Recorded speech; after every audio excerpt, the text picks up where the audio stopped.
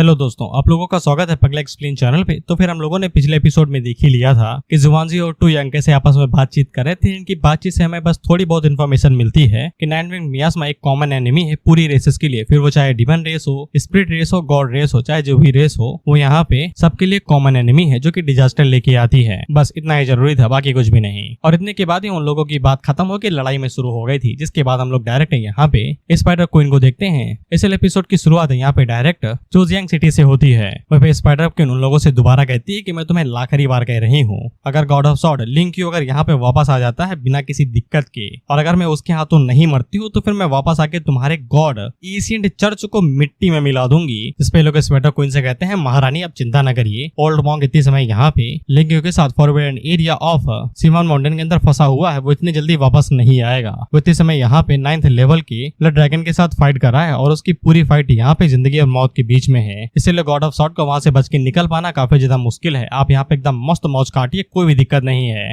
इसके बाद हम लोग जियांग वाली साइड को देखते हैं, जहाँ पे सभी लोग जियांग के पास ही खड़े थे और वो पेड़ के बीच में लटका हुआ था अनकॉन्शियस। सभी लोग कह रहे थे कि इसके आसपास कोई भी मॉन्स्टर आने मत देना। उसी टाइम पे यहाँ पे जैन भी उड़ते हुए आ जाता है खून का इस्तेमाल करते हुए। वो सब उससे पूछता है कि तुम इतने चोटिल कैसे हो गए, जिसपे जैन लोगों से कहता है कि जान बचा के भागो, यहाँ पे 8th लेवल की स्पाइडर क्वीन आने वाली डायरेक्ट अबाया से। लेकिन जीगांग आगे से कहता है कि जियान ने यहाँ पे जो फेनोमेनन एक्टिवेट किया है उसकी वजह से वो लोग यहाँ से उसे लेके भी नहीं जा सकते हैं, इसलिए उन लोगों को यहीं पे ही रुक के उसकी ब्रेक थ्रू को कंप्लीट होने तक इंतजार करना ही पड़ेगा।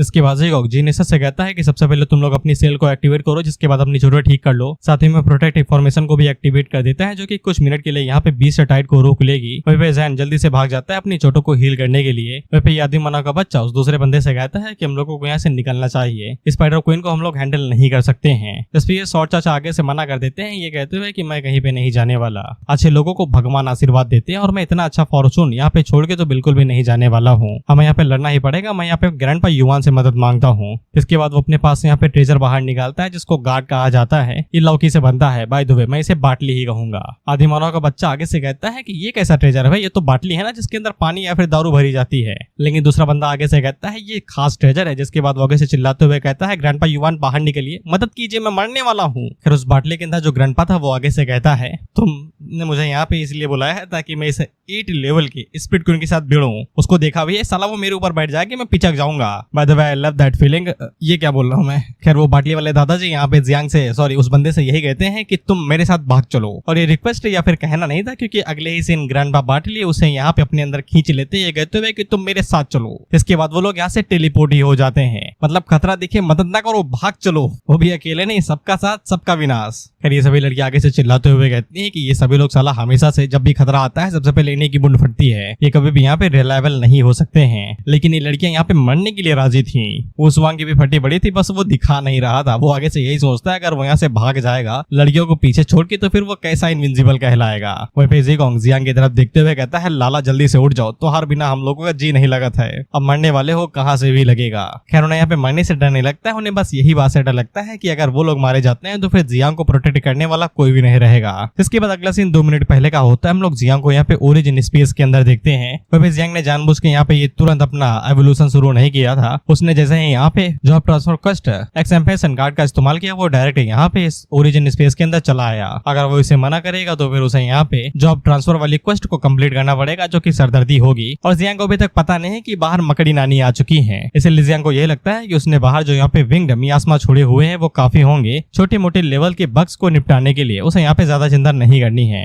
ये जो तुम जियांग के सर के ऊपर इर्द गिर्द घूम रहे हो भाई, किसी ने गुलाब पेल के भाई ठूस मारी है, वही है। Sorry for the bad joke. ये भाई स्टार ऑक्यूपेशन डिस्क्रिप्शन है, बेसिकली जॉब की तरीके हैं। ये अगर तुम्हारे मुंडे पे फूटेंगे तो फिर तुम्हें नई तरीके के प्रोफेशन और एबिलिटीज मिलेंगी। तो जियांग को बस एक ही उम्मीद थी कि ये साले एडवांस वर्जन के हो, छोटी मोटी चीजें मुझे शौक नहीं है। इसके बाद जियांग के पास यहाँ पे ऑक्यूपेशन इंस्क्रिप्शन आने लगते हैं और वहीं पे ये टोटल 9 थे। 9 के बाद सारा पाड़ा खत्म हो जाएगा। जियांग यहाँ पे कई सारों को एब्जॉर्ब करता है और वहीं में उसे उसके लिए यहाँ पे कुबेर के खजाने की तरह बन जाता है, क्योंकि उसका जो थंडर मास्टर का जो हिडन यूनिक प्रोफेशन था अब वो यहाँ पे गॉड लेवल पे चेंज हो जाता है, basically thunder God highest level. इसके बाद हमें लंबा चौका दोबारा पैनल दिखाया जाता है, but we are speeding this, तो कैंसिल करो यार। ऑफ कोर्स हाईएस्ट लेवल होने पे यहाँ पे स्किल का लेवल भी बढ़ चुका था, और साथ ही में जियांग के पास यहाँ पे एक यूनिक चीज आई थी जिसका नाम थंडर गॉड डोमेन था। और जियांग हम लोगों को बताता है कि ये डोमेन आसानी के साथ नहीं मिलती है, जो जॉब चेंजर्स होते हैं ये उन्हें यहाँ पे 6th जॉब चेंज करने के बाद ही मिलती है, बेसिकली 6th टायर या फिर ट्रांसफर लेवल कंप्लीट करने के बाद में। कहता कि जियांग की मास्टर और उसके सीनियर सिस्टर के पास भी उनकी खुद की डोमेन है, तो फिर जियांग अपने मन के अंदर सोचता है कि उसकी डोमेन कैसी होगी। बाय द वे जियांग ने यहाँ पे 30 ट्रांसफर पे डोमेन हासिल कर ली है, जो बहुत बड़ी बात है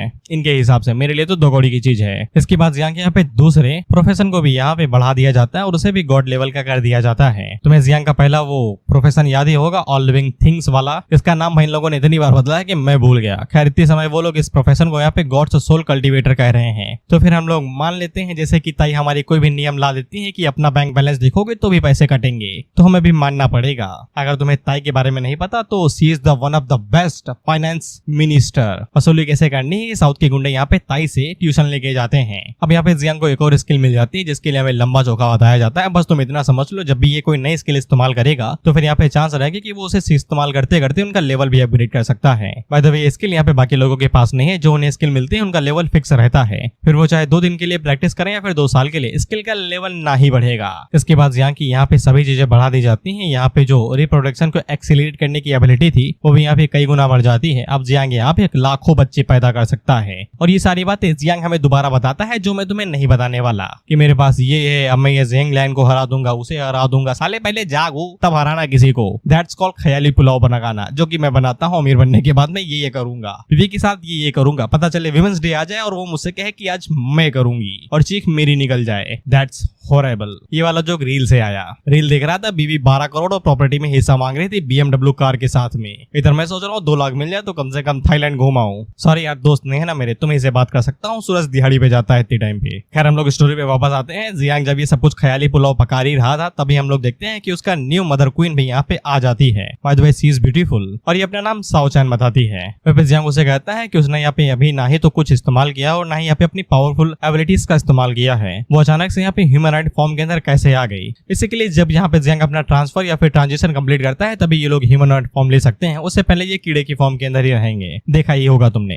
करवे के लिए ये पूरा पैनल कट होकर न्यू पे आ जाता है, जहाँ पे हम लोग मदर क्वीन को देखते हैं जिसके ऊपर यहाँ पे कई सारे इंसेक्ट एक साथ हमला कर देते हैं, और साथ ही में 9 भी। वहीं पे सभी लोग आगे से कह रहे थे कि ये दोनों ही यहाँ पे नेचुरल डिजास्टर लेवल में हैं। वहीं पे स्पाइडर क्वीन ने भी आगे से अपने बच्चों को रिलीज कर दिया था। अब बच्चों की लड़ाई आपस में हो रही है और मदर देख रही है कि लड़ो, पैसे दिए हैं मैंने, पैदा किया है, लड़ो। वहीं पे ये जितने भी थे ये सभी एक साथ यहाँ पे स्पाइडर क्वीन के ऊपर हमला कर रहे थे ताकि यहाँ पे 9 को मौका मिल सके स्पाइडर क्वीन को हराने के लिए। वहीं पे ये सभी अपनी पूरी जान लगा रहे थे ताकि यहाँ पे जियांग को कुछ भी ना हो। वहीं पे हम लोग लो को देखते हैं जो कि आगे से यहाँ पे इटर्नल आइस शील्ड के साथ साथ यहाँ पे वाइड वॉरियर भी बना देती है ताकि कोई भी यहाँ पे जियांग के पास ना आ पाए। अगर ये लोग ज्यादा अंदर घुस आते हैं तो वो शील्ड को ही डिटोनेट कर देगी। हम लोग यहाँ पे मदर क्वीन को देखते हैं जो कि कुछ ज्यादा ही पावरफुल थी। वो हाथों से बस एक ही लहर मारती है तो ये लोग एकदम झटके से पीछे ही गिर जाते हैं। वहीं पे जिनकी शील्ड और बैरियर थी उसके टुकड़े टुकड़े हो जाते हैं। इसके बाद 9 यहाँ पे रोते रोते अपने मिनी वर्जन में जियांग के पास आती है और उसे बताती है कि वो साली डायन काफी ज्यादा ताकतवर है। एक तो बच्चों को उसने हाथ मार के मार दिया और ऊपर से हमारी हालत भी ढीली कर दी है। एक तो डायपर पहना हुआ है, नहीं तब तक पतलून भी गीली हो जाती, कुछ तो करिए। इस पे जियांग आगे से जाग जाता है ये कहते हुए कि अब तुम्हें किसी भी चीज की चिंता नहीं करनी है, फादर इज अवेकन नाउ। इसके बाद जियांग आगे से ग्रोथ ऑफ ऑल थिंग्स, ये इसकी स्किल का नाम है, उसका इस्तेमाल करते हुए यहाँ पे बिलो को बाहर निकालता है और सभी लोगों को सिटी में वापस भेज देता है ताकि उन्हें कोई नुकसान ना और उन्हें चोट ना आए। वो सभी आगे से यही कहते हैं कि हम लोग फाइट कर सकते हैं, हम इस तरीके से वापस ना भेजो। जियांग लोगों से कहता है चुप रहो यार, कितना बोलती हो साला, जब देखो तब मदद करूंगी, ये करूंगी, कभी कभी तो कहना तो मान लो यार, जाओ यहाँ से ताकि मैं फुल पावर को रिलीज कर सकूं और आसानी के साथ फाइट कर सकूं, कोई मेरे ऊपर बोझ ना बने, भाग जाओगे यहाँ से। और फिर स्पाइडर मदर क्वीन यहाँ पे जियांग से कहती है कि बच्चे तुझमें कुछ ज्यादा ही गूदा नहीं है या फिर तो कुछ ज्यादा ही उड़ रहा है। वहीं पे 9 जियांग से पूछती है कि वो सभी लोग यहाँ पे बच्चों को दोबारा यहाँ पे एक्सप्लोड करने वाले हैं जिससे वो सभी मारे जाएंगे। इस पे जियांग आगे से बताता है अगर वो यहाँ पे उन सभी को डिटोनेट करेगा तो फिर उसके साथ साथ उसे भी दर्द होगा, उसे भी बच्चों की चिंता है। भाई एक तरीके से बाप ही है उनका, ग्रेट गॉड फादर जो है। खैर वो इस तरीके का इस्तेमाल बाद में करेगा जब यहाँ पे बात कुछ ज्यादा ही बिगड़ जाएगी। अभी के लिए वो स्पाइडर क्वीन को खुद से ही निपटने वाला है। स्पाइडर क्वीन आगे से इस बात का हवाला देती है ये कहते हुए कि सॉर्ड गॉड भी मेरा कुछ उखाड़ नहीं पाया, तुम जैसा कीड़ा मेरा क्या उखाड़ लेगा।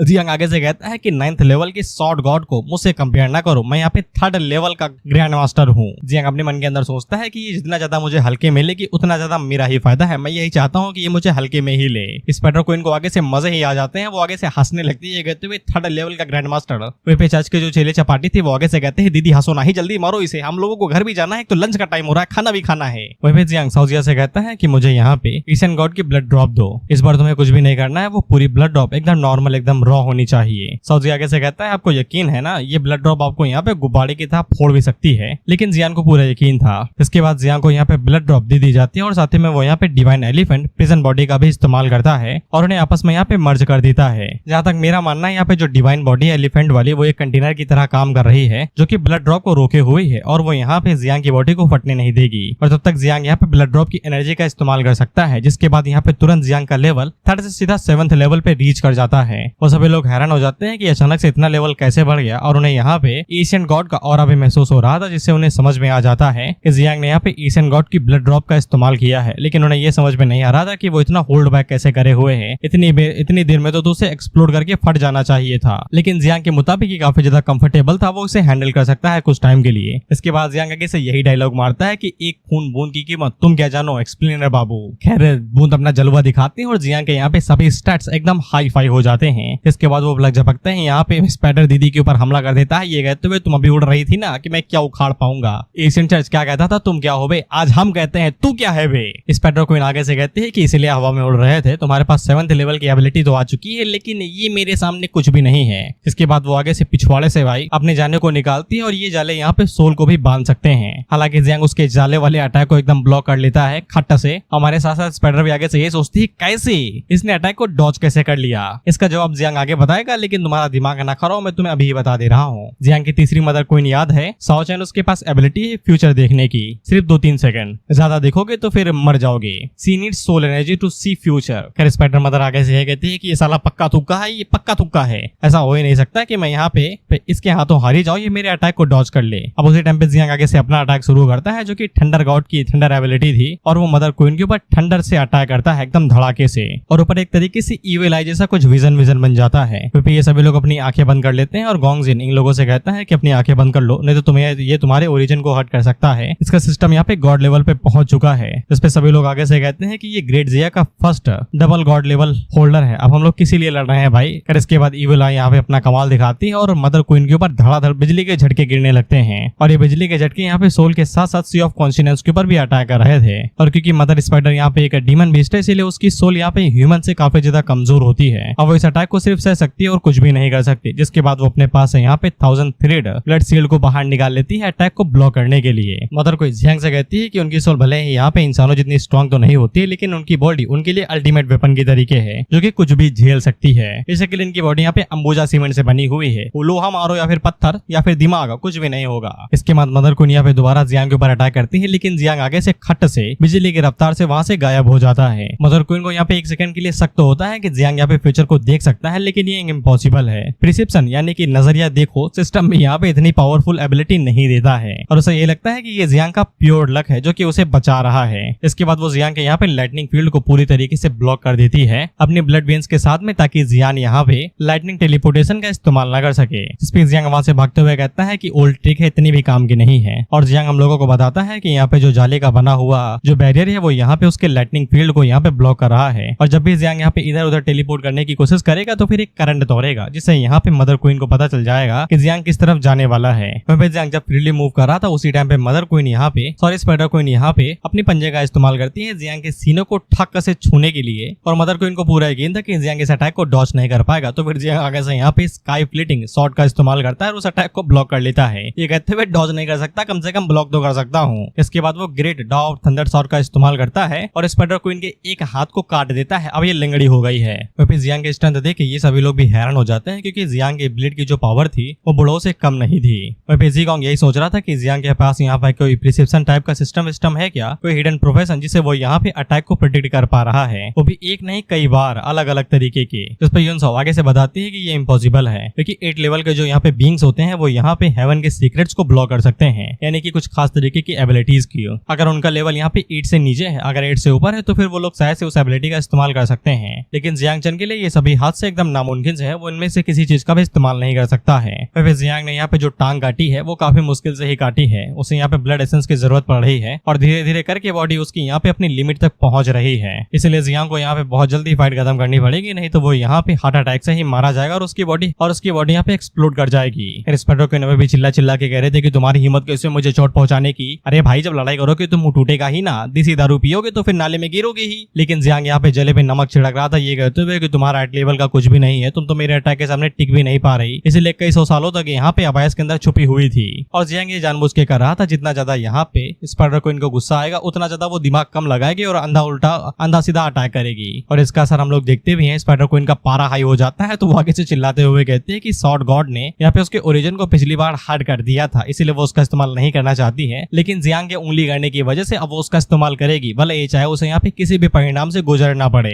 इसके बाद जब वो यहाँ पे फाइनल अटैक की तैयारी करने लगती है तो फिर उसका प्रेशर काफी ज्यादा हाई था। जीगोंग और बाकी सभी लोग इसी बारे में सोच रहे थे कि जियांग यहाँ पे उस प्रेशर को हैंडल भी कर पाएगा। उसी टाइम पे जियांग यहाँ पे पूरी बाजी पलट देता है ये कहते हुए, बहुत अच्छे, तुमने यहाँ पे अपने ओरिजिन का इस्तेमाल करके यहाँ पे अपने डोमेन को कास्ट करने वाले थे, लेकिन तुम मुझसे बस कुछ कदम पीछे रह गई। और जियांग यहाँ पे अपनी थंडर गॉड इटर्नल डोमेन को एक्टिवेट कर देता है और डोमेन जैसे ही एक्टिवेट होती है तो फिर स्पाइडर क्वीन के ऊपर धड़ाधड़ बिजलियों के झटके गिरने लगते हैं और वो आगे से चीखते हुए पूछती है कि तुम्हें कैसे पता चला कि मैं अपने डोमेन का इस्तेमाल करने वाली थी और एक थर्ड लेवल के कल्टिवेटर के पास इतनी पावरफुल डोमेन कैसे हो सकती है। और साथ ही में वो ये भी पूछ रहे थे कि मेरी डोमेन यहाँ पे इनइफेक्टिव क्यों है, वो पूरी तरीके से काम क्यों नहीं कर रही। इस पे जियांग पहले सवाल का जवाब देता है कि तुम काफी ज्यादा धीरे हो और दूसरी बात ये कि मेरी डोमेन यहाँ पे काम क्यों नहीं कर रही, तो फिर मेरी डोमेन ज्यादा स्ट्रॉन्ग है यहाँ पे, इसलिए जियांग का दबदबा है। हालांकि स्पाइडर क्वीन को बिल्कुल भी यकीन नहीं होता, वो कहती है इम्पॉसिबल। जियांग उसे कहता है कि मुझे तुम्हें समझाना भी नहीं है, पैसे बचेंगे और ट्रांसलेटर का दिमाग कम खराब होगा। इसके बाद जियांग आगे से यहाँ पे अल्टीमेट टेक्निक का इस्तेमाल करता है जिसका नाम था 3000 थंडर टेलीब्यूशन, जिसे स्पाइडर क्वीन के ऊपर यहाँ पे लगातार बिजली गिरती रहती है जिससे उसकी हालत खराब हो जाती है। जिसके बाद वो यहाँ पे आगे से माफी तो मांग रही थी कि मुझे छोड़ दो, मैंने गलती की है, मुझे अपनी गलती का एहसास हुआ है, लेकिन वो साथ ही में यहाँ पे अपनी सोल्स को भी आजाद कर रही थी। जियांग उसे कहता है कि ये ट्रिक्स मेरे ऊपर काम नहीं आती, तिरछी नजरें हैं मेरी, इंसान क्या मैं तो उसकी आत्मा भी झाग लेता हूँ।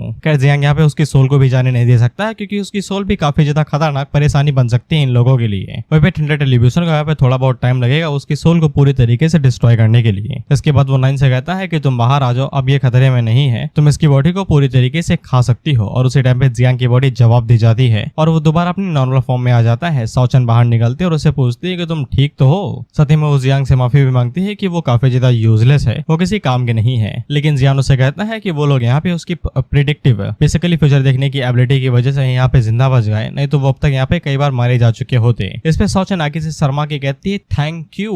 इसके बाद हमें यहाँ पे सौचन के नेम के बारे में बताया जाता है, बेसिकली ओरिजिन के बारे में, कि यहाँ पे सौचन का जो नाम है वो यहाँ पे time spring and autumn bug है, बेसिकली वसंत ऋतु और सर्द ऋतु। बाय द वे ये समर चल रहा है और इसके बाद फाल चलेगा जिसके बाद कहीं सर्द ऋतु आएगी। हमें यहाँ पे सौचन की डिस्क्रिप्शन के बारे में बताया जाता है कि वो यहाँ पे समय की धारा में पैदा हुई है काफी लंबे टाइम तक रहने के बाद में, इसीलिए उसका ओरिजिन यहाँ पे समय के बराबर ही है, यानी कि सौचन को तुम एक तरीके से चलती फिरती घड़ी ही मानो। इसके बाद हमें यहाँ पे कुछ फीचर्स के बारे में बताया जाता है जैसे कि आइस ऑफ टाइम, यहाँ पे वो 10 बच्चों को कंज्यूम करके 3 सेकंड का फ्यूचर देख सकती है और ज्यादा से ज्यादा यहाँ पे 10 साल का देख सकती है। ऑफ कोर्स की संख्या बढ़ जाएगी। साथ ही में यहाँ पे कम से कम 48 बच्चों को जन्म दे सकती है, लेकिन 48 में से ज्यादातर 30 मारे जा सकते हैं, चांसेस हैं। इननी टैलेंट अभी तक अनलॉक नहीं हुआ है। इसके बाद रिप्रोडक्शन के बारे में बताया जाता है, पहला जो नेचुरल तरीका है इससे वो यहाँ पे हर एक गड्ढे में एक बच्चा दे सकती है। साथ ही में जियांग यहाँ पे अपनी जिंदगी का थोड़ा सा लाइफ स्पैन कंज्यूम करा के यानी कि उन्हें दे के आगे के फ्यूचर देख सकता है। इसके बाद जियांग यहाँ पे सौचन को वापस भेज देता है उसके घर में ये कहते हुए कि अभी बाहर ना आना, मैं तुमसे बाद में बात करूंगा आके। और फिर ये सभी लोग यहाँ पे जियांग की डोमेन देख के हैरान हो गए थे कि जियांग के पास यहाँ पे डोमेन कैसे हो सकती है, वो तो सिर्फ 3rd लेवल पे है, ये तो सिर्फ उनके पास होती है जो कि यहाँ पे 6 या फिर ऊपर के लेवल के होते हैं। लेकिन साले के पास यहाँ पे डोमेन के साथ साथ डुअल गॉड लेवल का जॉब भी है। वहीं पे हम लोग जैन को देखते हैं जो कि अपने मन के अंदर यही सोच रहा था कि जियांग ने यहाँ पे 8th रैंक के स्पाइडर किंग के साथ अकेले फाइट किया और उसे हरा भी दिया, और वो अगर वो खुद को देखे तो फिर उसके हालात ये इतने खराब हो चुके हैं, अगर वो यहाँ पे एलेक्सर का इस्तेमाल ना कर सकता जो वो अपने साथ लाया था तो वो अब तक यहाँ पे लंगड़ा हो चुका होता।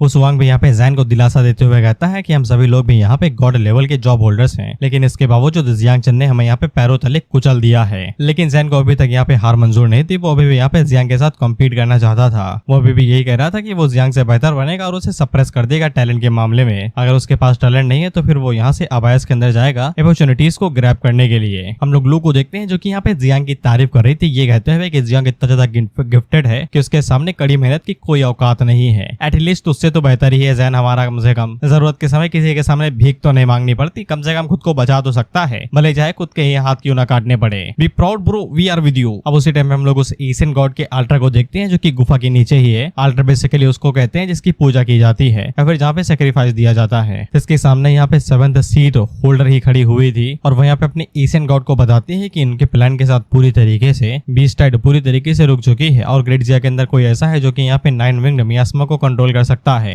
खैर उस एशियन गॉड को यहाँ पे यकीन नहीं होता है। वो आगे से कहता है कि 9 विंग्ड मियास्मा एक तरीके से हर एक एरा के लिए बहुत बड़ा टाबू है। अगर जुवानजी यहाँ पे उन्हें ऐसे ही रहने देता है तो फिर वो सभी रेसेस का बहुत बड़ा एनिमी बन जाएगा। इस पे 7th सीट आगे से कहते हैं कि उसने जो कुछ भी कहा है वो सब कुछ सच कहा है। इसके बाद यहाँ पे पोर्टल के जरिए सब कुछ दिखाया भी जाता है कि 9 विंग्ड मियास्मा सच में है और वो यहाँ पे इतने समय स्पाइडर क्वीन की दावत उड़ा रहे हैं। जिसपे एशियन गॉड आगे से कहता है कि साला जुवानजी भड़वा हम लोगों को दुनिया का ज्ञान पेल के खुद ही यहाँ पे 9 विंग्ड मियास्मा को पाल रहा है। गद्दार कहीं का, साला पूरी ह्यूमन रेस यहाँ पे मरना डिजर्व करती है। खैर ये 7th सीट होल्डर आगे से बताते हैं कि शांत रहिए, धीरज रखिए, मैंने यहाँ पे स्पाइडर क्वीन को भेजा है, वो यहाँ पे कुछ तो कर ही लेगी, उसकी दावत उड़ाई जा रही इतने समय बहन, कुछ नहीं कर पाएगी वो। एशियन गॉड को पहले से कुछ पता था, इसीलिए वो यहाँ पे 7th सीट होल्डर को काबू करते हुए कहता है कि मैं अपनी पावर यहाँ पे तुम्हारे अंदर फ्यूज करने वाला हूँ और थोड़े समय के लिए यहाँ पे तुम्हारे पास 9 लेवल के पिंक की पावर आ जाएगी जिसकी मदद से तुम कुछ भी कर सकती हो। और वो यहाँ पे 7th सीट को खास तरीके से ऑर्डर देता है कि उसे यहाँ पे जियांग को मार देना है ताकि 9 विंग्ड मियास्मा पूरी तरीके से खत्म हो सके। जो कि उसका मास्टर नहीं बचेगा तो फिर कीड़े क्या है उखाड़ लेंगे।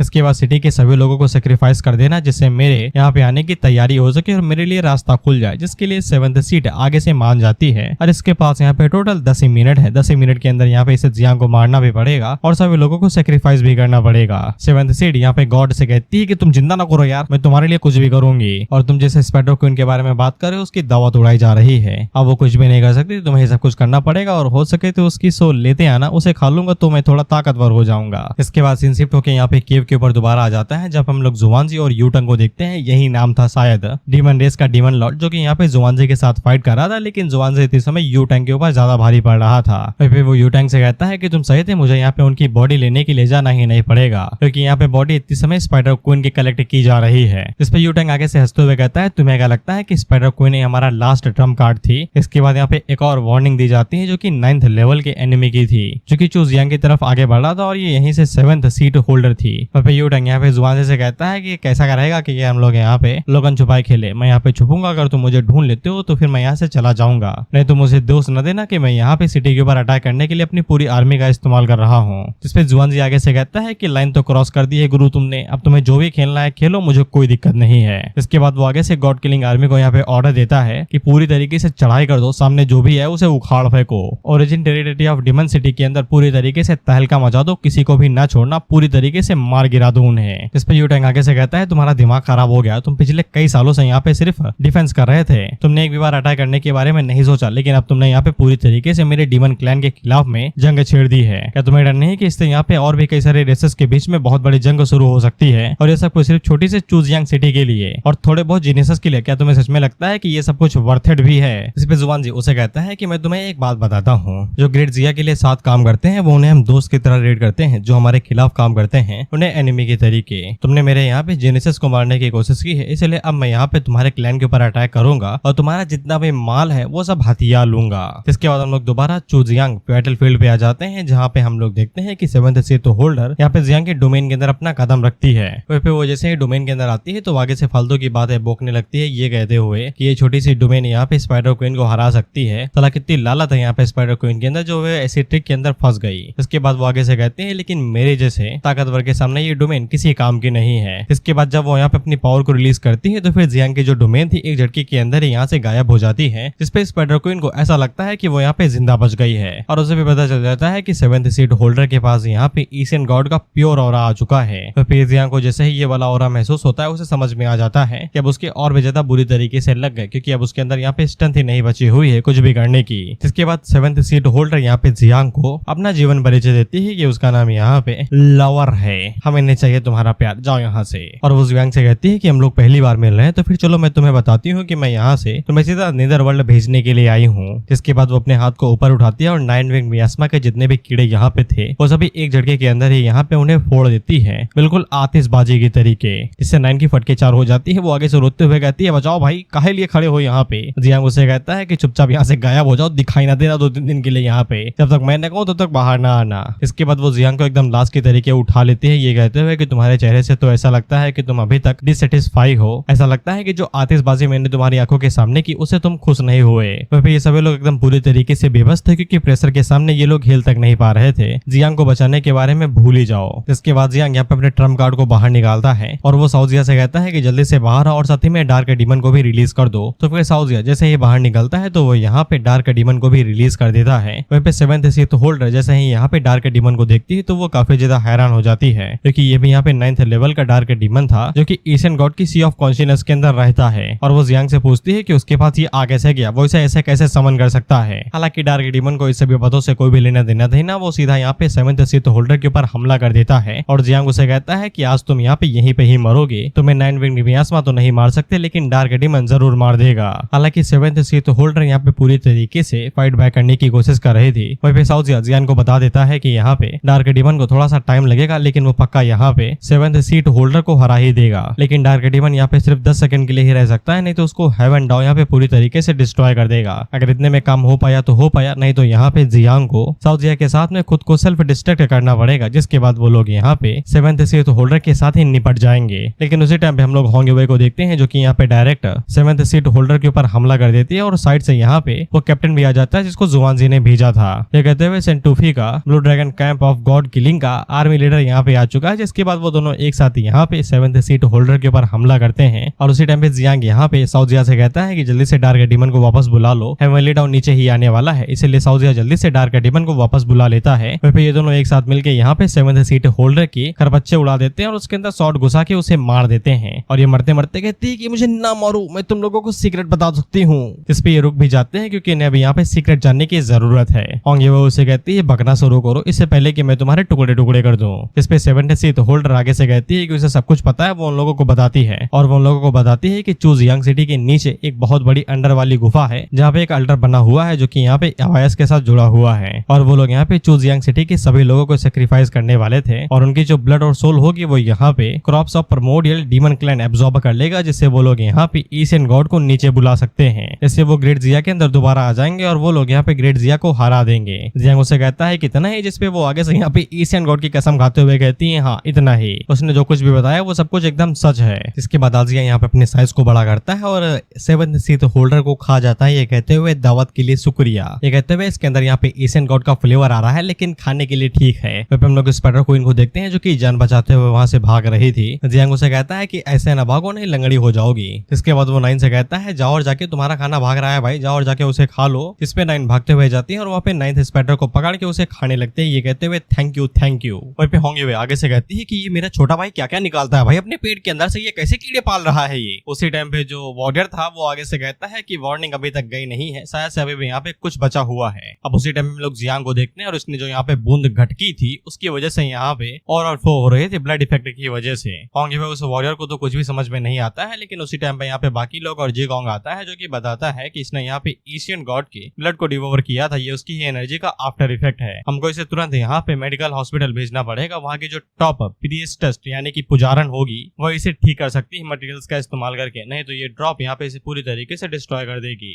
होंगे वे उसे कहती है कि मैं इसे लेके जाती हूँ, लेकिन जीगोंग उसे मना कर देता है, ये कहते हुए कि अभी भी यहाँ पे अल्टर बचा हुआ है, तुम लोगों को उससे निपटना चाहिए, मैं इसे लेके जाता हूँ। इसके बाद जीगोंग युनसाओ से कहता है कि तुम इसे ठीक करती रहो। वहीं पे वो यहाँ पे 9 विंग्ड मियास्मा से कहता है कि अगर तुम्हें अपने मास्टर को बचाना है तो जितनी जल्दी हो सके उतनी तेज इसे उड़ा के यहाँ पे मेडिकल फैसिलिटी तक लेके जाओ, जिसपे सभी यहाँ पे 9 विंग्ड मियास्मा कीड़े आते हैं और जियांग को अपने साथ लेके चले जाते हैं। और इनको मैं एक ही चीज कहना चाहूंगा, अपना काम धंधा करो भी, तुम्हारे पास कोई काम धंधा नहीं है क्या? घर में जाओ रहो जाके वहां पे, फालतू के टसुए बहा रहे हो। इसके बाद हम लोग यहाँ पे इन दोनों को देखते हैं और इन्हें घंटा जियांग की चिंता नहीं, उन्हें पता है कि भड़वा मर भी जाए तो हमसे कोई लेना देना नहीं है, इन्हें बस यहाँ पे मॉन्स्टर्स को मारना है ताकि ये लोग अपनी रैंकिंग को थोड़ा सा बेहतर कर सके। इसके बाद अगला सीन अंडरग्राउंड अल्टर का होता है जहाँ पे ये दोनों लगातार अल्टर के ऊपर हमला करते रहते हैं, लेकिन अल्टर को कुछ भी नहीं होता। इसके बाद वो एशियन डीमन बाहर निकलता है जो कि उन लोगों से कहता है तुम्हारी हिम्मत कैसे हुई मेरे अल्टर को डिस्ट्रॉय करने की। जिसपे होंगे उसके अल्टर को डिस्ट्रॉय करते हुए कहती है फक ऑफ यार, नहीं चाहिए तुम्हारी लाइनें, जाओ। इसके बाद वो अल्टर अल्ट्रा को डिस्ट्रॉय कर देती है। और फिर उसके पीछे जो वॉरियर था वो अपने मन के अंदर यही सोचता है कि यहाँ पे बूढ़ों की डिसेबल होना डिजर्व करती है। इसकी स्वॉर्ड एबिलिटी और स्वॉर्ड पावर काफी ज्यादा स्ट्रॉन्ग है। इसके बाद वो भी अटैक में मदद करते हुए कहता है कि तुम इसे अकेले डिस्ट्रॉय नहीं कर सकते, तुम्हें मेरी एबिलिटी की भी जरूरत पड़ेगी। कहने लोगों अल्ट्रा को तो डिस्ट्रॉय कर देते हैं, लेकिन वो डीमन यहाँ से नहीं जा रहा था। वो इन लोगों से कहता है कि यार तुम लोग बहुत गंदी तरीके से बातें करते हो, बेइज्जती ज्यादा करते हो यार मेरी, और ऐसे में मैं तुम्हारे साथ खेलना नहीं चाहता, मैं जा रहा हूँ यहाँ से। हालांकि सेक्रीफाइस अभी तक पूरा नहीं हुआ कि मैं यहाँ पे दोबारा रीबॉर्न हो सकूं, लेकिन ये मत भूलना कि हमारे पास कई सारी तकनीक रहती है जिनसे हम कभी भी वापस आ सकते हैं। तो अगली बार जब हम मिलेंगे तो फिर मैं तुम्हारे टांगे चीर दूंगा। और उससे कहते तुम्हारी मौत कैसे हुई है, लेकिन वॉरियर उसे रोक देता है ये कहते हुए कि वो चला गया बहन, चला गया, अब गुर्राने का कोई फायदा नहीं है। हमें यहाँ पे हुआन यू यानी कि बिग ड्रीमर को बुलाना पड़ेगा ताकि वो इस क्रैक को पूरी तरीके से सील कर सके। इसके बाद अगला सीन एक हफ्ते के बाद का होता है। हम लोग जियांग को हॉस्पिटल के अंदर देखते हैं और ये पानी के अंदर इसने नहीं लेटा है क्योंकि गर्मी ज्यादा हो रही। बेसिकली ये पानी यहाँ पे मिनरल से भरा हुआ है जो उसकी बॉडी को यहाँ पे हील कर रहा है। उसी टाइम पे नाइन बाहर निकलती है जो कि जियांग से कहती है कि वो उठ चुका है, तो वो उसको देख के काफी ज्यादा खुश है। साथ ही में वो जियांग को ये भी बता देती है कि वो रिप्रोडक्शन के लिए रेडी हो चुकी है और उसके जो बच्चे हैं वो भी रिप्रोडक्शन के लिए रेडी हो चुके हैं। अब वो लोग यहाँ पे ढेर के ढेर सारे बच्चे दे सकते हैं। जियांग पहले तो उसकी तारीफ करता है उसे मसाज देते हुए और बाद में उससे कहता है कि थम जाओ जरा यार, घर छोटा सा है, इतना काफी नहीं होगा तुम्हारे बच्चों के लिए और ना ही हमारे लिए, थोड़ा सा इंतजार कर लो, जिसके बाद हम लोग एक बड़ा घर ढूंढ लेंगे, जिसके बाद तुम अपना रिप्रोडक्शन शुरू कर देना। जिससे नाइन काफी ज्यादा खुश हो जाती है और वो यहाँ पे साउथ जिया के सामने जानबूझ के चिल्ला चिल्ला के कह रही थी कि उसे नया और बड़ा घर मिलने वाला है। और फिर जियांग अपने मन के अंदर यही सोच रहा था कि उसके पास अब यहाँ पे इतना अच्छा कुछ माल वाल हो चुका है, सारा माल वाल हो चुका है। अब यहाँ पे जो बच्चे होंगे उनकी कॉस्ट यहाँ पे कम से कम ज्यादा हो चुकी होगी और वहीं पे वो कम से कम 1 बिलियन के आसपास होंगे। इसलिए एक बड़ा घर ढूंढना काफी ज्यादा जरूरी है ताकि वो लोग आगे में कोई दिक्कत न कर सके। अब उसी टाइम पे साउथ जिया भी बाहर निकलता है और वो जियांग से कहता है कि उसे नया और बड़ा घर कब मिलेगा, वो भी यहाँ पे रिप्रोड्यूस करने वाला है। जियांग उसे कहता है कि मेरी बॉडी काफी नहीं है क्या, इसी के अंदर रहो। तो साउथ जिया आगे से कहता है कि आपकी बॉडी 2 कौड़ी की है, मुझे बिल्कुल नहीं पसंद, नया घर चाहिए अभी की अभी।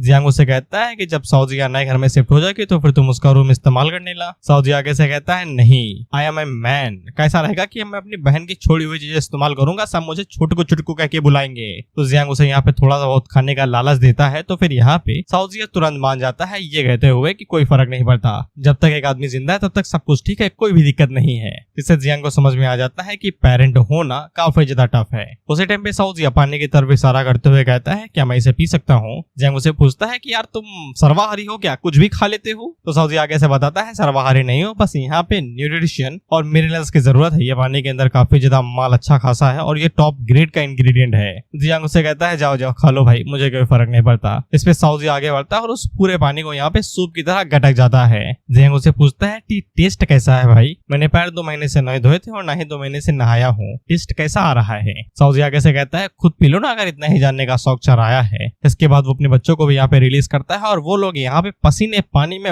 मौज काटने लगते हैं। अब ये मुझसे मत पूछना कि ये लोग इसे पी कैसे सकते हैं, तुमने देखा नहीं ये साले कुछ भी खा रहे हैं, मकड़ी जिसके अंदर ढेरों बाल होते हैं ये उसे निकल गए, उनके सामने ये पसीने में डूबा हुआ पानी क्या चीज है। इसके बाद जियांग को याद आता है कि उसने यहाँ पे साओचन की बाकी एबिलिटीज को नहीं चेक किया था, अभी टाइम है अभी चेक कर लेना चाहिए। इसके बाद हमें साओचन की एबिलिटीज के बारे में दोबारा बताया जाता है कि वो टाइम के साथ पैदा हुई, उसको तुम एक तरीके से टाइम ही समझो। फिर जियांग आगे से जब यहाँ पे साओचन के टैलेंट को चेक करने की कोशिश करता है तो फिर उसे पता चलता है कि टैलेंट के ऊपर क्वेश्चन मार्क लगा हुआ है। इससे जियांग को समझ में आ जाता है कि ये तभी दिखाया जाएगा जब वो उसके साथ यहाँ पे लाइफ लेवल ट्रांजिशन कंप्लीट कर लेगा। इसके बाद वो साओचन से कहता है कि जरा बाहर आओ। तो फिर वो जब बाहर निकलती है तो ये ततैये की तरह बिल्कुल भी नहीं थी और न ही उस वाले टिटेरे की तरह जो छत पे चढ़ के बाजता रहता है टर टर करके, सिसाटा कहते हैं इंग्लिश में शायद। इसके बाद साओचन बाहर निकलती है और वो जियांग से पूछती है क्या चाहिए। जियांग उसे कहता है कि पहले तो दूर हटो नहीं जला दूंगा। इसके बाद वो यहाँ पे साओचन से पूछता है कि तुम पैदा कैसे हुई, ना ही मैंने तुम्हें यहाँ पे गॉड लेवल को एवोल्यूशन दिया और ना ही मैंने तुम्हें यहाँ पे लाइफ लेवल ट्रांजिशन दिया,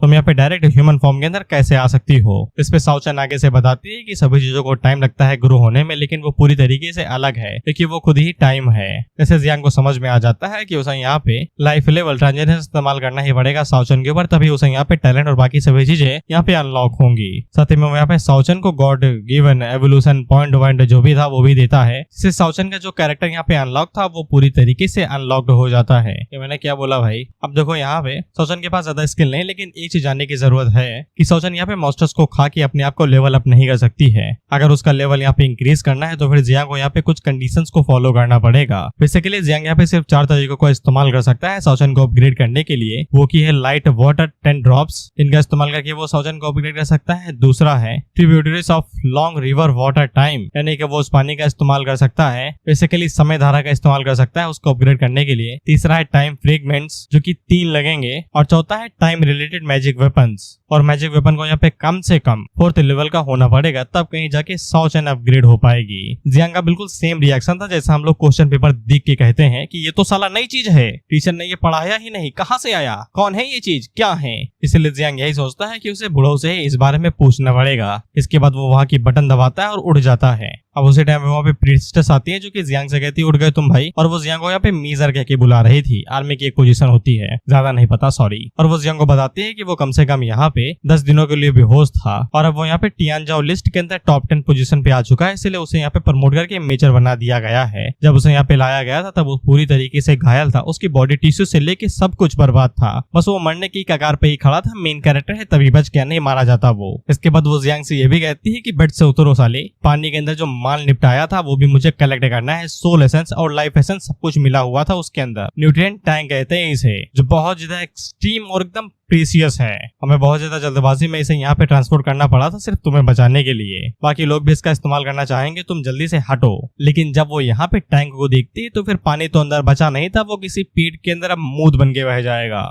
उस प्रिंसेस का आगे से मुंह बन जाता है, वो पूछती है पानी कहाँ गए, पी गए क्या।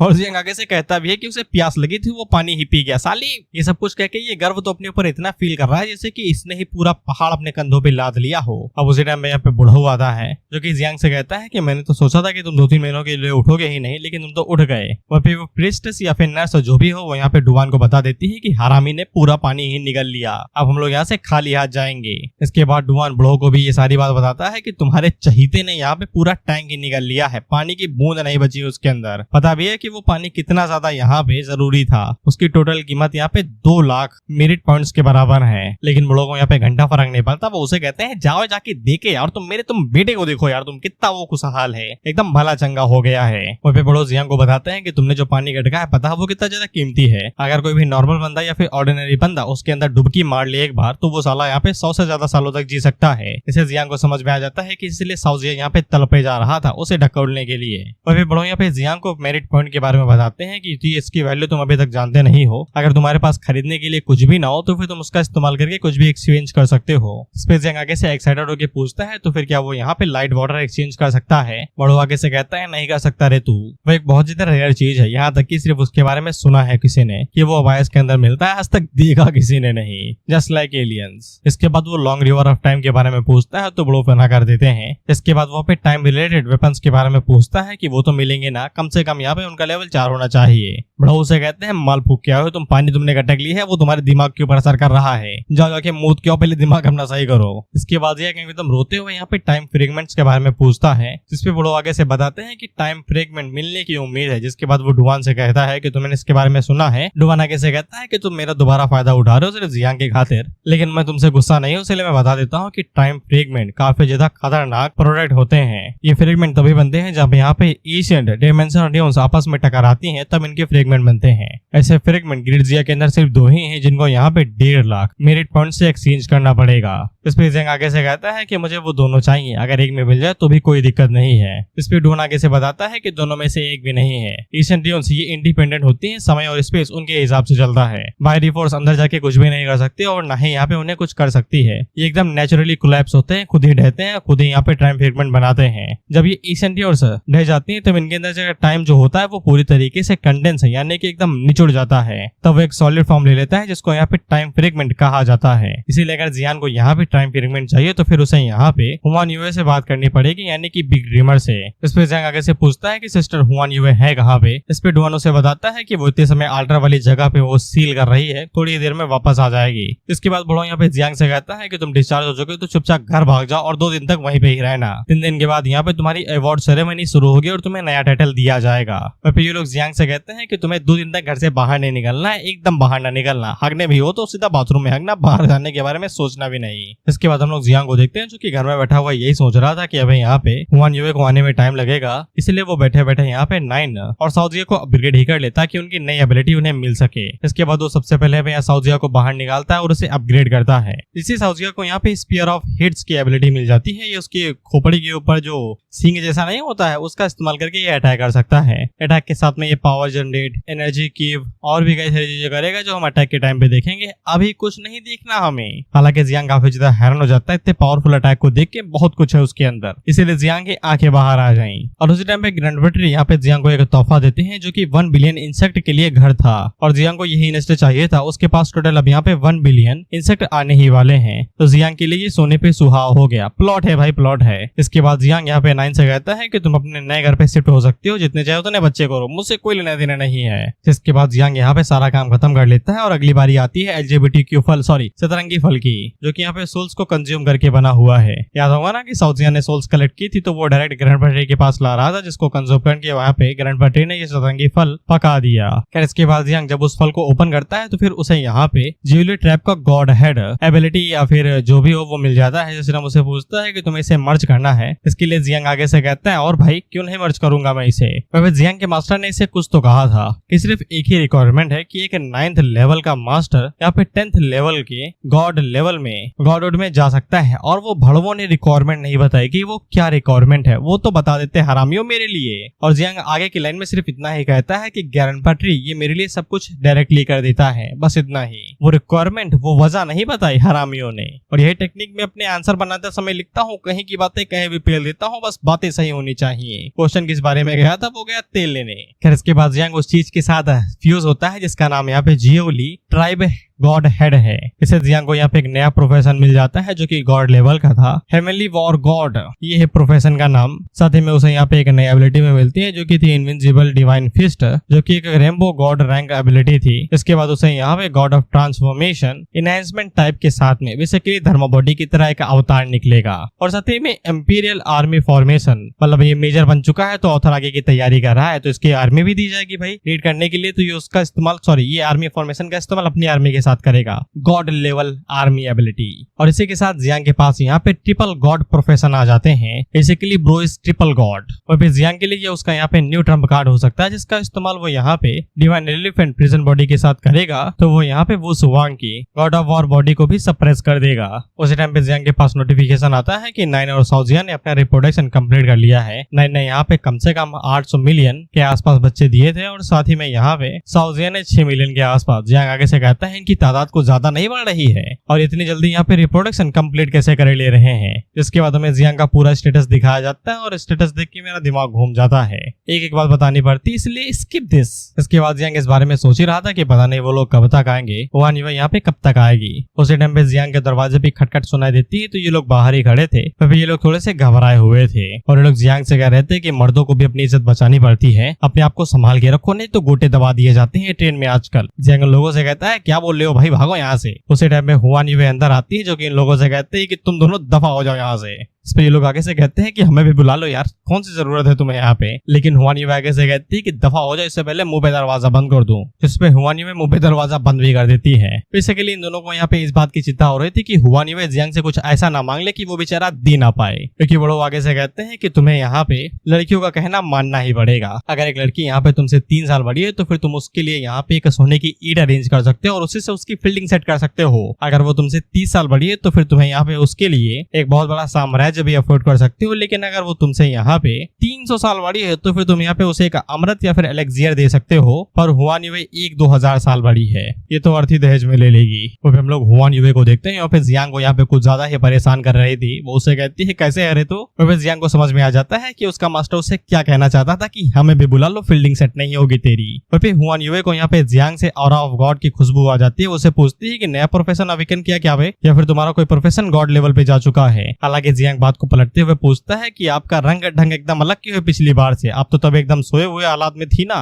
अभी इतना ज्यादा एनर्जेटिक क्या है हो। लेकिन हुआन युए इन सवालों को इग्नोर करते हुए जियांग से कहती है कि वो सच में एक गॉड बन चुका है। जियांग उससे कहता है कि ये ब्लड ड्रॉप का नशा होगा जो आपको सुंघाई दे रहा है, बाकी मैं कुछ नहीं बना भाई, मैं गरीब आदमी हूँ, सी बनने के अलावा मुझे और कुछ भी नहीं आता है। जिसपे हुआन युए को भी यकीन हो जाता है कि कोई बंदा यहाँ पे गॉड नहीं बन सकता है जब तक वो यहाँ पे 9th या फिर 8th लेवल पे ना पहुंच जाए, और जियांग तो अभी तीसरे पे ही, ये तो दूध पीता बच्चा है। फिर जियांग अपने मन के अंदर यही सोचता है कि वो इस झूठ को यहाँ पे गुलाब जामुन की तरह गटक जाएगा, क्योंकि पहले उसकी फील्डिंग चारों तरफ से सेट है, अब इसको सुनने के बाद और ज्यादा सेट हो जाएगी। फिर हुआन युए जियांग से कहती है कि इसे मुंह लटका के न बैठो भाई, मैंने कहा ना कि मैं तुम्हारी बहन हूं, से मैं तुम्हें खा नहीं जाऊंगी, हाँ बस तुम्हारी जायदाद में हिस्सा जरूर लग सकती हूँ, प्रॉपर्टी भी हक है मेरा भाई। और वो जियांग से पूछती है मुझे पता चला कि तुम्हें टाइम फ्रेगमेंट चाहिए। जियांग उसे पूछता है क्या उसके पास यहाँ पे कोई सॉल्यूशन है, जिसपे हुआन युए उसे बताती है कि सॉल्यूशन तो है, लेकिन यहाँ पे टाइम फ्रेगमेंट अपग्रेड जिया के अंदर एग्जिस्ट नहीं ही करता है, लेकिन एक जगह है जहाँ से जियांग को वो चीज मिल सकती है। इसके बाद वो जियांग से पूछती है क्या तुम्हें यहाँ पे 3 ओवरसीज आइलैंड्स के बारे में पता है। जियांग आगे से कहता है नहीं, कौन सी जगह है भाई ये। इस पे हुआन युए यहाँ पे जियांग को बताती है कि वो तीनों यहाँ पे आइलैंड थे जो कि ग्रेट जिया के साउथ ईस्ट पे लोकेटेड है, और वो पहले ओरिजिनली एक रेलिक हुआ करते थे, यानी कि कोई दिव्य चीज, basically old antique piece, Hindi वालों के लिए प्राचीन वस्तुएं। जियांग को अगर से कुछ भी समझ में नहीं आता है तो हुआन युए उसे बताती है कि वो पहले रेलिक हुआ करते थे, लेकिन बाद में वो रियल वर्ल्ड के साथ मर्ज हो गए, 3 आइलैंड्स के अंदर बदल गए, फेंगलाई, फेंगजैंग और यिंगजाओ। 500 सालों पहले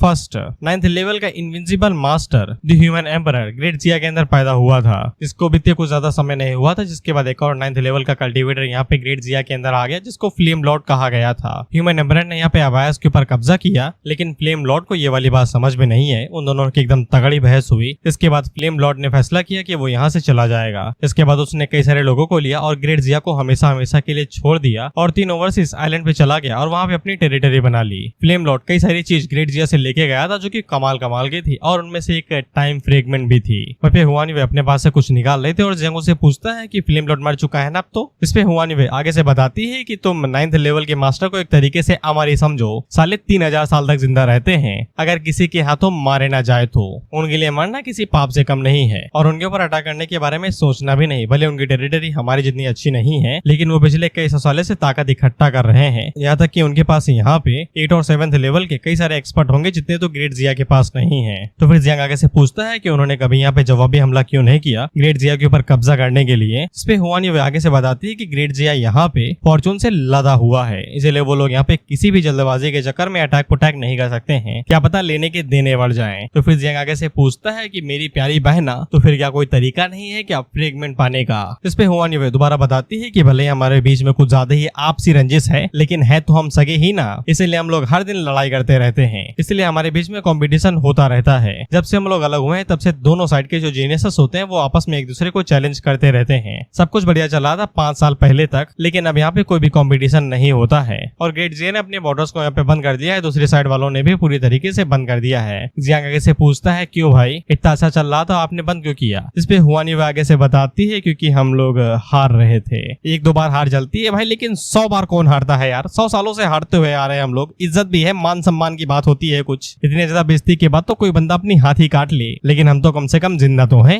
लेकिन ये साल थोड़ा सा अलग है, उन लोगों के पास यहाँ पे कई सारे जीनियस और ऊपर से जियान भी है, मेन कैरेक्टर, इसलिए दूसरे शब्दों में ये कहा जा सकता है अगर वो लोग यहाँ पे इस बार कंपटीशन के अंदर जाते हैं तो फिर वो लोग जीत सकते हैं, और अगर वो लोग जीतते हैं तो फिर उनके हाथों में यहाँ पे टाइम फ्रेगमेंट की झड़ी लग सकती है। तो जियांग आगे से मुंह बना के एक्साइटेड होने ही वाला था, लेकिन उससे पहले हुआन युए आगे से बता देती है प्रोसीजर लंबा है, सवाल चाटना पड़ेगा, इसलिए चुपचाप बैठ जाओ। रेगुलेशन के हिसाब से यहाँ पे दोनों साइजेस कई सारे जीनियस को भेज सकते हैं जिनकी उम्र यहाँ पे 30 से नीचे हो, इसलिए तुम लोग डिसएडवांटेज के अंदर रहोगे। लेकिन जियांग को कोई फर्क नहीं पड़ता था, जब तक उसे यहाँ पे टाइम फ्रेगमेंट मिलता है वो साला आग के ऊपर चलने को रेडी है। ये सब कुछ बताने के बाद हुआन युए यहाँ से जाने लगती है, और बड़ों की तरह वो भी जियांग से यही कहती है कि यहीं पे ही रहो, बाहर न निकलियो। बाहर की तरफ हालात कुछ ज्यादा ही खतरनाक होते जा रहे हैं, कई सारे ताकतवर लोग हैं जो कि यहाँ पे तुम्हें निशाना बना रहे हैं, और उन्होंने तुम्हारी फील्डिंग पूरी तरीके से सेट कर रखी है। हेवनली रैंक की लिस्ट के अंदर तुम एकदम टॉप पोजीशन पे, और तुम्हारे लिए माल की संख्या बढ़ा दी गई है। साकुरा किंगडम, किंगडम ऑफ शिवा, यही नाम है। एक्साइटेड ना होना, साला तुम हिंदी वर्ड सुन के एकदम एक्साइटेड हो जाते हो मेरी तरीके। और साथ ही में नाइट्स टेम्पलर भी, जो कि विकेटन से है, पता नहीं कौन सी जगह है भाई, वो सबके सब तुम्हारे पीछे नहा धो के पड़े हुए हैं। उन्होंने इतनी फील्डिंग सेट कर रखी है कि किसी भी की होती अब तक तो वो साला कवर में होता, लेकिन तुम बचे हुए हो, मेन कैरेक्टर जो हो, नहीं तो अब तक तुम कवर में ही होते। इसके बाद अगला सीन डायरेक्ट जियांग नैन बेस का होता है, जहाँ पे सब कुछ जियांग के बारे में ही बताया जा रहा था कि वो कितना ज्यादा बहादुर है, उसने क्या क्या कर दिखाया। उसने यहाँ पे 8th लेवल के स्पाइडर क्वीन को हरा दिया, जबकि वो सिर्फ 3rd लेवल पे ही था।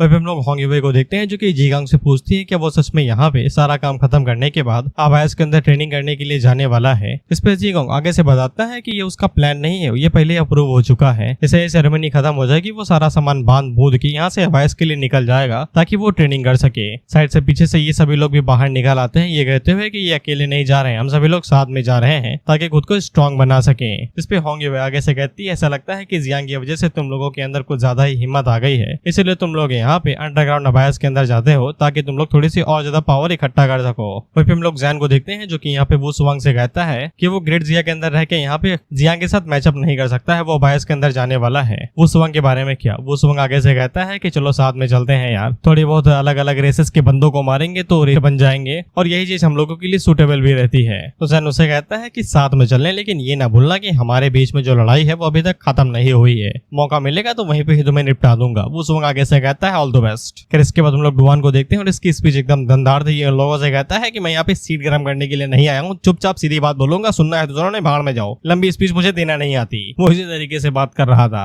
इसके बाद वो उनकी बेइज्जती करने के बाद कहता है कि चलो मैं तुम लोगों को यहाँ पे सीधा मेन अपील से ही मिलवाता हूँ। इसके बाद मुझे सबसे पहले हुआन यूवे का नाम लेता है, उसे बुलाता है। इसके बाद जियांग जिसको यहाँ पे मेडल देके उसका नया टाइटल दिया जाने वाला था जो कि मेजर का था। इसके बाद हम लोग हुआन यूवे को देखते हैं जो कि अपनी कमांडिंग चीफ की यूनिफॉर्म में थी और ये जियांग को भी तैयार करके लाई है। उसे कहती है कि बाहर आओ, शर्मा काहे रहे हो। इसके बाद जियांग बाहर निकलता है और मुझे ये पहले जैसा ही लग रहा है, थू 2 कौड़ी का इंसान। इसके बाद जियांग को उसका मेडल दे दिया जाता है और जियांग की खूबसूरती देख के ये लोग बौखला जाते हैं। हम लोग होंग यूवे की लाइनें देखते हैं जो कि आगे से कहती है ये अचानक से इतना खूबसूरत कैसे हो गया, पक्का प्लास्टिक सर्जरी करवा के आया है, कोरिया जो गया था। हम लोग टेंजिन को देखते हैं और मैं कुछ नहीं कहूंगा, तुम शादीशुदा हो, तुम काहे शर्मा रही हो। इसके बाद हम लोग महिला मित्र समुदाय को देखते हैं और इनके बारे में बताने की जरूरत नहीं है, चेहरा ही बता रहा है सब कुछ। वहीं पे हुआन यूवे जियांग से कहती है कि ये यूनिफॉर्म कुछ ज्यादा ही खूबसूरत नहीं लग रही है तुम पे, वापस ले लूं क्या। इसके बाद डुआन लोगों से कहता है चुप रहो यार तुम साला। इसके बाद वो लोगों से कहता है कि सबसे पहले अब जियांग का टाइटल बताओ, इसको टाइटल क्या दिया जाए। टाइटल एक तरीके से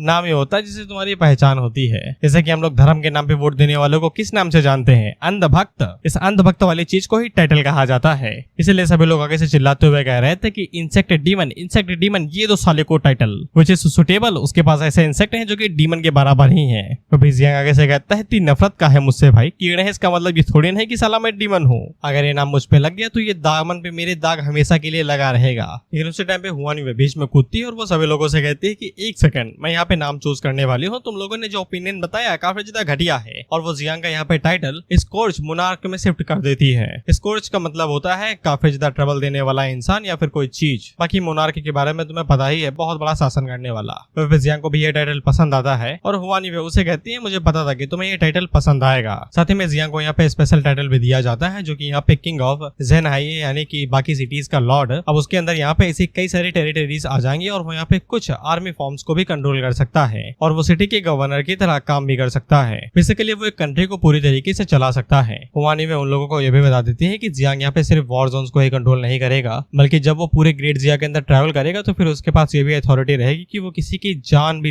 ले सकता है और उसका औहदा यहाँ पे किसी गार्डियन से दुगना है। इसलिए तुम उसे मार्शल गॉड के बराबर का समझ सकते हो, जैसे कि जुआनजी और शॉर्ट गॉड है, बिल्कुल उस तरीके। जिसपे जीगोंग आगे से कहता है कि इसका आखिरी वाले सेंटेंस का मतलब क्या है भाई, मुझे कुछ समझ में नहीं आया। बाकी लोगों को भी समझ में नहीं आता है कि इसका मतलब क्या है। वो सिर्फ अभी तक 18 का भी नहीं हुआ है, लेकिन उसके बावजूद उसे यहाँ पे मार्शल गॉड के बराबर का समझा जा रहा है। और जियांग को यहाँ पे सी एरिया की सभी साइड्स को दे दिया गया है, तीनों साइड्स को। इसका मतलब ये है कि जियांग की टेरिटरी के अंदर यहाँ पे ओवरसी 3 आइलैंड्स भी आते हैं, जिनके बारे में हुआन यूवे ने पहले बताया था। इसके बाद जियांग को यहाँ पे उसका घर पे रखने वाला मेडल दिया जाता है, जिसको वो छाती पे लटका नहीं सकता। अब उसी टाइम पे यहाँ पे एक असैसिन आ जाता है जिसका नाम यहाँ पे सुसेंग था, जो कि लैंड ऑफ साकुरा से आया है। जिसके बाद ये लंबा चौड़ा नाम बताता है कि साला खानदान बता रहा है कि जिला बता रहा है, सिंगल नाम लो ना, ये क्या होता है, ताका माका गा हारा ओंदा, जो कि यहाँ पे याता माता नो ओकाकामी के ऑर्डर्स पे यहाँ पे आया है जियांग को कांग्रेचुलेट करने के लिए। लेकिन वो आखिर में कहता है कि चैलेंज के जरिए वो यहाँ पे जियांग को कांग्रेचुलेट करने के लिए आया है। वो इस बंदे का लेवल यहाँ पे पीक 5th लेवल था और जियांग तो बस अभी यहाँ पे 3rd लेवल पे गया ही है। अगर ये यहाँ पे जियांग के साथ भिड़ता है तो फिर वो आसानी के साथ जियांग को हरा देगा।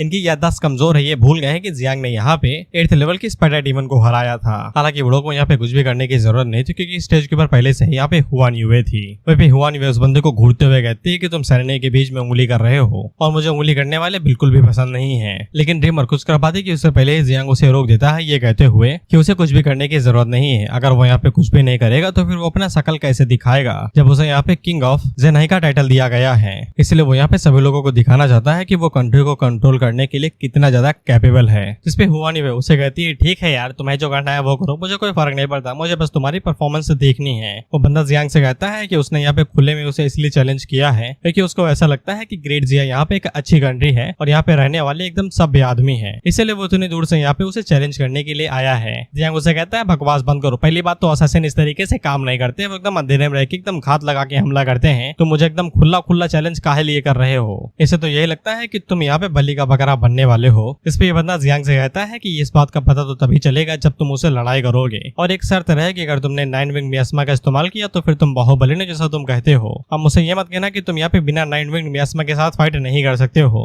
जियांग उसे कहता है कि उंगली करने के तरीके तुम्हारे कुछ ज्यादा ही गंदे हैं, इसमें सुधार करो। जियांग उसे कहता है कि वैसे भी मेरा मन यहाँ पे कुछ धुआं करने का नहीं है, इसलिए मैं तुम्हारी रिक्वेस्ट को एक्सेप्ट करता हूँ। इसके बाद वो आगे से थंडर गॉड डोमेन का इस्तेमाल करता है और उसके बीस्ट के ऊपर यहाँ पे हेवनली टेलीविजन से हमला करता है, जिसपे उस बीस्ट की चीखें निकल जाती हैं। इसे तो वो बंदा भी हैरान हो जाता है कि ये क्या हुआ, और जियांग उसे कहता है क्या हुआ भाई, तुम्हारी सारी हिम्मत कहाँ पे चली गई। उस टाइम में वो बंदा आगे से यहाँ पे इल्यूजन का इस्तेमाल करता है और जियांग के ऊपर इल्यूजन से हमला करने की कोशिश करता है, लेकिन तुम्हें पता है कि जियांग के ऊपर इल्यूजन का कुछ भी असर नहीं होता, इसलिए वो उस बुल्ली के मुंह के ऊपर एक घूसा मारता है तो उसके दांत टूट जाते हैं। लेकिन ये भी चीज पूरी तरीके से इल्यूजन थी। उसी टाइम पे वो बंदा बाहर निकलता है और जियांग के ऊपर हमला करते हुए कहता है कि तुम हारे गए, जो स्ट्राइक मेरे ऊपर लगी थी वो भी एक इल्यूजन ही था, जो कि यहाँ पे खासकर उस लाइटनिंग स्ट्राइक को डॉज करने के लिए बनाया गया था। लेकिन जियांग आगे से लाइटनिंग फ्लैश का इस्तेमाल करता है, वही इलेक्ट्रिक सर्कल का इस्तेमाल करके, जिसकी मदद से वो कहीं भी पलक झपकते ही जा सकता है। लेकिन इसके बावजूद जियांग के ऊपर कट लग ही गए थे। वो बंदा जियांग से कहता है कि ये मत सोचना कि तुम्हारी लाइटनिंग सबसे तेज है, असैसिन के सामने ये सब कुछ भी नहीं है। और वो जियांग से कहता है कि तुम्हारी पहली वाली अचीवमेंट्स कुछ भी नहीं है, तुम मेरे हाथों पॉइजन हो चुके हो, अब तुम्हारी बॉडी धीरे धीरे करके यहाँ पे आकारने लगे कि अगर तुम्हें एंटीडोट नहीं दिया जाता है। इस पे ये दोनों यहाँ पे लड़ने के लिए तैयार हो जाते हैं। ये कहते हैं मेरे बच्चे को हाथ लगाने की हिम्मत कैसे हो तुम्हारी।